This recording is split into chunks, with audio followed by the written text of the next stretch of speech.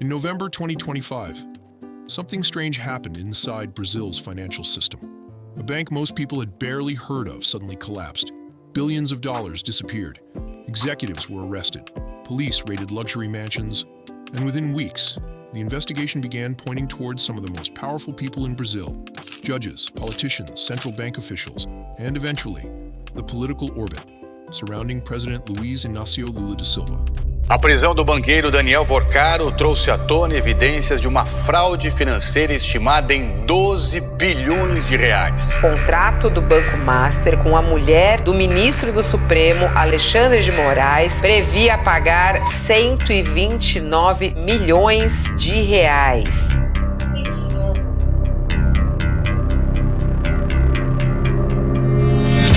Que a Polícia Federal prendeu Daniel Vorcaro do Banco Master. What started as a banking failure quickly turned into something much bigger. A financial scandal so massive that many analysts are calling it Brazil's biggest banking fraud in a generation. This is the story of Banco Master. A few years ago, Banco Master was not a famous bank. It wasn't one of Brazil's financial giants. But inside elite investment circles, the bank was becoming increasingly popular. The man behind it was Daniel Vorcaro, a businessman known for aggressive investments and bold financial strategies. Under his leadership, Banco Master began offering financial products with returns far higher than the rest of the market. To investors, it looked like an opportunity: high yields, high growth, high profits. Money started pouring in. But behind the scenes, something was very wrong. According to Brazilian investigators, many of the assets that backed those investments didn't actually exist. Authorities later said the bank may have created fake or inflated credit portfolios worth billions of reais, and the entire system was built on top of that illusion. November 18, 2025, Brazilian federal police launched a massive investigation called Operation Compliance Zero. At the exact same time, the country's central bank took an extraordinary step. It shut down Banco Master completely. Police arrested several executives, and the main target was the bank's owner, Daniel Vorcaro. But the story became even more dramatic, because Vorcaro was arrested at São Paulo's International Airport while preparing to leave the country. Investigators believed he might have been trying to escape. Inside the bank's finances, authorities discovered a massive hole, more than 12 billion reais in fraudulent assets. But the financial damage didn't stop there. Some estimates suggested total losses across the financial system could reach 40 billion reais. That's more than $7 billion. And suddenly, the collapse of Banco Master was no longer just a banking story. It was a national crisis. Then investigators began uncovering something even more troubling. Banco Master wasn't operating in isolation. It had connections across Brazil's political and financial elite. One of the most controversial links involved the Banco de Brasilia, BRB. Authorities believe Banco Master tried to sell billions of reais in questionable credit assets to BRB, a state-owned bank. As part of the investigation, police raided BRB's headquarters and removed top executives from their positions. The scandal was spreading, and it was now reaching the political world. A outra coisa é esse Banco Master. Vira e mexe, eles estão tentando empurrar nas costas do PT e do governo esse Banco Master. Esse Banco Master é ovo da serpente do Bolsonaro e do Roberto Campos, ex-presidente do Banco Central. E nós não deixaremos pedra sobre pedra. Then came another shock. Brazil's Supreme Court became part of the story. Justice Dias Toffoli, one of the country's most powerful judges, stepped aside from overseeing the case after reports about potential ties between his circle and the bank. The situation created a huge debate inside Brazil, because if powerful legal figures had connections to the bank, could that influence investigations? Could that affect justice? Suddenly, the scandal wasn't just about fraud, it was about the integrity of Brazil's institutions. Then the scandal exploded again. New investigations revealed that two central bank officials allegedly gave secret regulatory advice to Banco Master while the fraud was unfolding. According to investigators, the officials may have helped the bank navigate regulations while its financial situation deteriorated. If true, that means the very people responsible for overseeing the financial system may have helped the bank avoid scrutiny. And the deeper investigators looked, the darker the story became. In early 2026, Daniel Vorcaro was arrested again. This time, the accusations were even more serious. Authorities say he may have tried to bribe officials, manipulate the investigation, and threaten critics. One report even revealed discussions about attacking a journalist investigating the scandal. At that point, the case was no longer just about financial fraud. It had turned into a criminal investigation involving corruption, intimidation, money laundering, and organized networks of influence. Brazil's Supreme Court ordered the freezing of 22 billion reais in assets linked to the scheme. The investigation was growing larger every week. The scandal also created a political earthquake. President Luiz Inácio Lula da Silva publicly condemned the fraud and distanced himself from those involved. But the story has still affected Brazil's political landscape, because Banco Master had relationships with powerful figures across Brazil's political spectrum. Opposition politicians argue the case reveals dangerous connections between financial power and political influence. Supporters of the government say the investigation proves Brazil's institutions are working because the fraud was uncovered and prosecuted. Either way, the scandal has become a major political issue ahead of upcoming elections. One reason the scandal has captured public attention is the lifestyle of its central figure. Daniel Vorcaro was known for living like a billionaire. Private jets, luxury watches, exclusive parties with politicians and business elites. His presence at high society events was famous. At one wedding for the daughter of a prominent Brazilian lawmaker, Vorcaro reportedly arrived on a luxury yacht.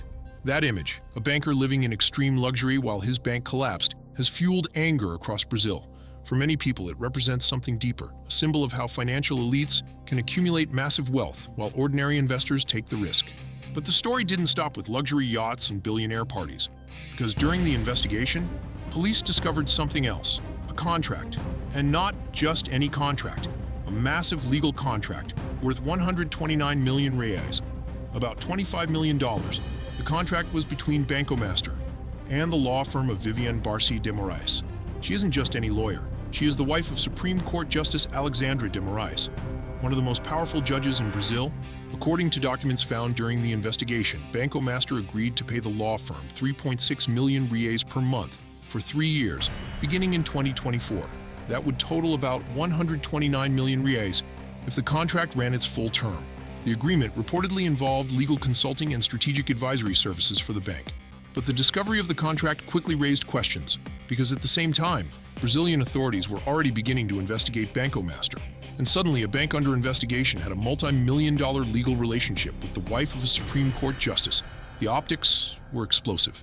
To be clear, no illegal activity has been proven involving Justice Alexandre de Moraes or his wife. Brazil's prosecutor general later reviewed the allegations and said there was no evidence of wrongdoing or illegality in the contract itself. But the controversy didn't disappear. Critics argued that the situation created at least the appearance of a potential conflict of interest, because Justice Moraes sits on the Supreme Federal Court, the highest court in Brazil, a court that ultimately oversees many of the country's most sensitive investigations, including cases involving powerful corporations and financial crimes. Even the perception of influence was enough to spark debate across Brazil's political system. Soon, politicians began demanding answers. Some lawmakers called for Viviane Barsi de Moraes to testify before a congressional inquiry examining the Banco Master scandal. They wanted to understand, what exactly did the contract involve, what services were provided, and why would a bank under scrutiny sign such an enormous agreement? Supporters of Moraes argued that the contract was simply a normal legal consulting agreement, and that the justice himself had no involvement in his wife's professional activities. But in a country already sensitive to corruption scandals, the story quickly spread through the media. For many Brazilians, the Banco Master scandal feels strangely familiar, because the country has seen something like this before. Mais de 1.000 mandados de busca e apreensão, prisão temporária, prisão preventiva, condução coercitiva e com mais de 70 fases autorizadas. Em 17 de março de 2014, a Operação Lava Jato teve início. E o Metrópolis vai te contar sobre os 10 anos da operação que movimentou bilhões de reais em propinas e abalou a economia nacional e a política brasileira. Back in 2014, Brazil uncovered one of the largest corruption investigations in modern history. It was called Operation Car Wash. At first, it looked like a small investigation into money laundering at a gas station. But as prosecutors followed the money, they uncovered something massive, a network of corruption linking politicians, construction companies, and the state-owned oil giant Petrobras. Billions of dollars in bribes. Presidents investigated, dozens of executives arrested, and the scandal completely reshaped Brazilian politics for nearly a decade. Now, some analysts believe the Banco Master investigation could evolve into something similar. Not necessarily identical, but potentially just as explosive. The reason this scandal matters so much is simple. Banco Master wasn't just holding money from wealthy investors. It was connected to pension funds, institutional investors, and financial markets across Brazil. When the bank collapsed, authorities estimated the damage could reach tens of billions of reais. Millions of people may ultimately feel the consequences, even if they never heard of Banco Master before. And when that kind of money disappears, the pressure to find answers becomes enormous. Then investigators discovered something that pushed the scandal into even darker territory. It wasn't hidden bank accounts or secret offshore transfers. It was messages, private conversations found on the phone of Banco Master's owner, Daniel Vorcaro. And according to investigators, those messages revealed something alarming. They suggested that Vorcaro may have been trying to influence the investigation itself. Authorities say the conversations included discussions about contacting powerful figures, approaching officials connected to regulatory agencies, and attempting to shape how the case unfolded. In other words, the man at the center of the scandal may not have just been defending himself. He may have been trying to control the system investigating him. According to reports reviewed by investigators, some of the messages appeared to reference possible efforts to approach judges and government officials. Others discussed strategies for dealing with journalists covering the scandal. At one point, investigators say the conversations even contained references to threats against a reporter who was investigating Banco Master. Those revelations immediately escalated the case, because what had started as a financial investigation was now potentially a case involving obstruction of justice and intimidation. Brazil's Supreme Court later ordered new arrests and additional asset freezes connected to the investigation. And suddenly, the story of Banco Master wasn't just about a collapsing bank anymore. It was about what powerful people might do when billions of dollars are on the line. For investigators, the messages were more than just evidence. They were a map showing who was talking to whom, who had influence, and how the network surrounding the bank might have operated behind the scenes. Each new conversation revealed another piece of the puzzle, another connection, another possible link between finance, politics, and power. And that's when authorities realized something important. The Banco Master scandal might be much bigger than anyone initially believed. Right now, the Banco Master case is still unfolding.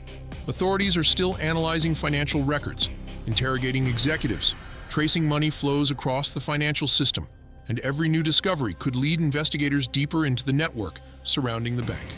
Which means one thing: the biggest revelations might not have happened yet, because sometimes the first scandal you see is just the surface, and the real story only begins once investigators start following the money.